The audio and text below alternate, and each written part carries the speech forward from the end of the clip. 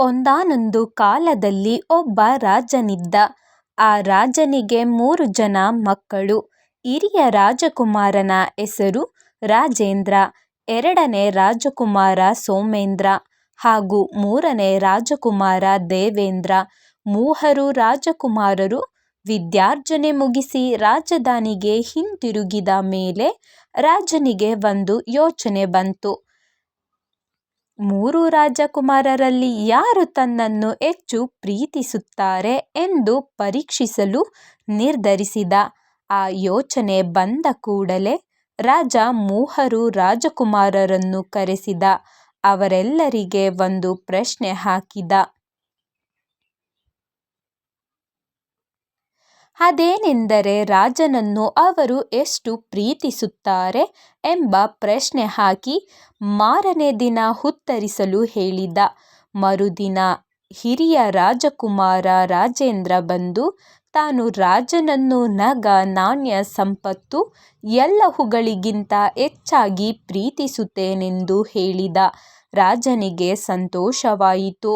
ಎರಡನೇ ರಾಜಕುಮಾರ ಸೋಮೇಂದ್ರ ಬಂದು ತಾನು ರಾಜನನ್ನು ಎಲ್ಲ ಸಿಹಿ ತಿಂಡಿಗಳು, ಕಜ್ಜಾಯಗಳಿಗಿಂತ ತುಂಬ ಹೆಚ್ಚಾಗಿ ಪ್ರೀತಿಸುತ್ತೇನೆಂದು ಹೇಳಿದ.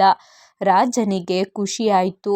ಮೂರನೇ ರಾಜಕುಮಾರ ದೇವೇಂದ್ರ ಬಂದು ತಾನು ರಾಜನನ್ನು ಉಪ್ಪಿಗಿಂತ ಹೆಚ್ಚಾಗಿ ಪ್ರೀತಿಸುತ್ತೇನೆಂದು ಹೇಳಿದ. ರಾಜನಿಗೆ ತುಂಬ ಕೋಪ ಬಂತು. ತನ್ನನ್ನು ಆ ಕನಿಷ್ಠ ಉಪ್ಪಿಗಿಂತ ಪ್ರೀತಿಸುತ್ತೇನೆಂದು ಹೇಳುತ್ತಾನಲ್ಲ ದೇವೇಂದ್ರ ಎಂದು ರಾಜಿ ಕೋಪದಿಂದ ದೇವೇಂದ್ರನಿಗೆ ಬೈದು, ತನ್ನನ್ನು ಪ್ರೀತಿಸದ ಮೇಲೆ ತನ್ನ ರಾಜ್ಯ ಸಂಪತ್ತು ಯಾವುದರಲ್ಲೂ ನಿನಗೆ ಹಕ್ಕಿಲ್ಲ ಎಂದು ಹೇಳಿ ದೇವೇಂದ್ರನನ್ನು ರಾಜ್ಯದಿಂದ ಹೊರಕ್ಕೆ ಹಾಕಿಬಿಟ್ಟ. ತಂದೆಯು ತನ್ನನ್ನು ಮನೆಯಿಂದ ಹೊರಹಾಕಿದ್ದಕ್ಕೆ ದೇವೇಂದ್ರ ತುಂಬ ನೊಂದುಕೊಂಡ.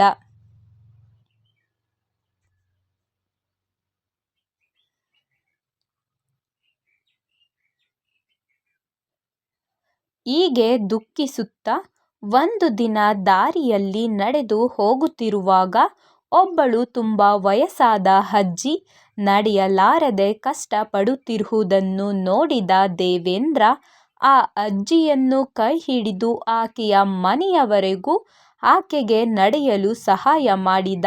ದೇವೇಂದ್ರನ ಈ ಸಹಾಯದಿಂದ ತುಂಬ ಸಂತೋಷಗೊಂಡ ಆ ಅಜ್ಜಿ ದೇವೇಂದ್ರನ ಪೂರ್ವಾಪರಗಳನ್ನು ವಿಚಾರಿಸಿದಳು. ದೇವೇಂದ್ರ ನಡೆದ ಕಥೆಯನ್ನೆಲ್ಲ ಅಜ್ಜಿಗೆ ವಿವರಿಸಿದ. ಕಥೆಯನ್ನು ಕೇಳಿದ ಅಜ್ಜಿ ದೇವೇಂದ್ರನಿಗೆ ಸಹಾಯ ಮಾಡಲು ನಿರ್ಧರಿಸಿದಳು. ದೇವೇಂದ್ರನನ್ನು ಕರೆದು ಹೀಗೆ ಹೇಳಿದಳು, ನನಗೆ ಮಾಯಾವಿ ಶಕ್ತಿ ಇದೆ. ಆ ಶಕ್ತಿಯನ್ನು ಬಳಸಿ ನಿನಗೆ ಒಂದು ರಾಜ್ಯ ನಿರ್ಮಿಸಿ ಕೊಡುತ್ತೇನೆ.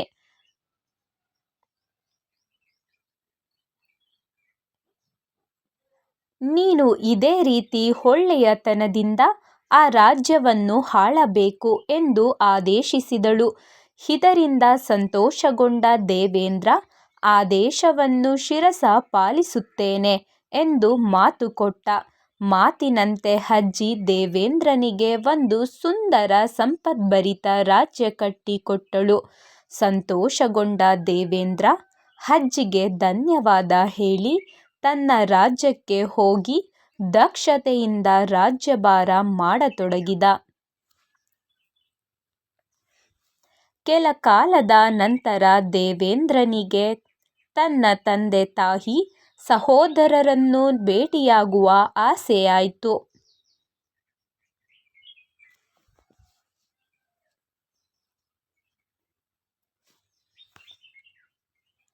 ಆದರೆ ತಂದೆಗೆ ತನ್ನ ಮೇಲಿರುವ ಕೋಪ ಇನ್ನೂ ಕಡಿಮೆಯಾಗಿದೆಯೋ ಇಲ್ಲವೋ ಎನ್ನುವ ಆತಂಕ.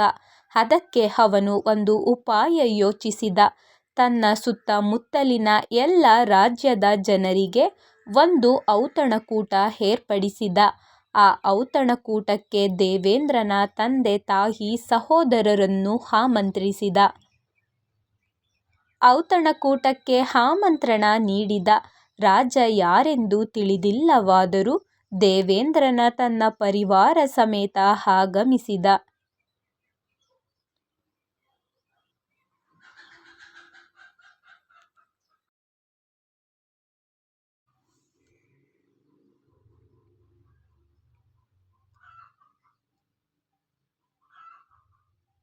ಎಲ್ಲ ರಾಜರು ಆಗಮಿಸಿದ ಮೇಲೆ ರಾಜ ಅಂದರೆ ದೇವೇಂದ್ರ ಸಭೆಗೆ ಆಗಮಿಸದೆ ತನ್ನ ಮಂತ್ರಿಯನ್ನು ಕಳಿಸಿ ಔತಣದ ನಂತರ ರಾಜ ಆಗಮಿಸುತ್ತಾರೆ ಎಂಬ ಸಂದೇಶವನ್ನು ಸಭೆಯಲ್ಲಿ ಘೋಷಿಸಿದ.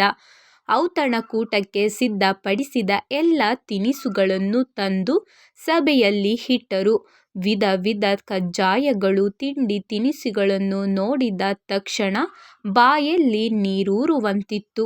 ಸಭೆಯಲ್ಲಿ ಕುಳಿತಿದ್ದ ರಾಜರುಗಳಿಗೆಲ್ಲ ಊಟ ಬಡಿಸಲಾಯಿತು. ಒಂದೆರಡು ತುತ್ತು ಊಟ ಮಾಡಿ ಎಲ್ಲರ ಮುಖ ನೋಡಿಕೊಳ್ಳಲಾರಂಭಿಸಿದರು. ಯಾಕೆಂದರೆ ಯಾವ ಅಡುಗೆಗೂ ಉಪ್ಪೇ ಹಾಕಿರಲಿಲ್ಲ.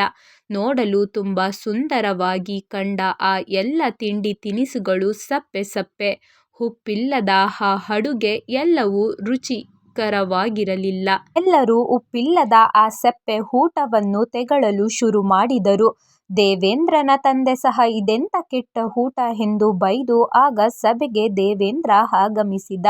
ಉಪ್ಪಿಲ್ಲದೆ ಊಟ ತಯಾರಿಸಿದುದರ ಕಾರಣ ಘೋಷಿಸಿದ. ತಾನು ತನ್ನ ತಂದೆಯನ್ನು ಉಪ್ಪಿಗಿಂತ ಹೆಚ್ಚಾಗಿ ಪ್ರೀತಿಸುತ್ತೇನೆಂದಾಗ ತನ್ನ ತಂದೆ ಉಪ್ಪನ್ನು ತುಂಬ ಕನಿಷ್ಠ ವಸ್ತುವೆಂದು ಪರಿಗಣಿಸಿ ತನ್ನನ್ನು ಮನೆಯಿಂದ ಹೊರಗೆ ಹಾಕಿದ ವಿಷಯ ತಿಳಿಸಿದ.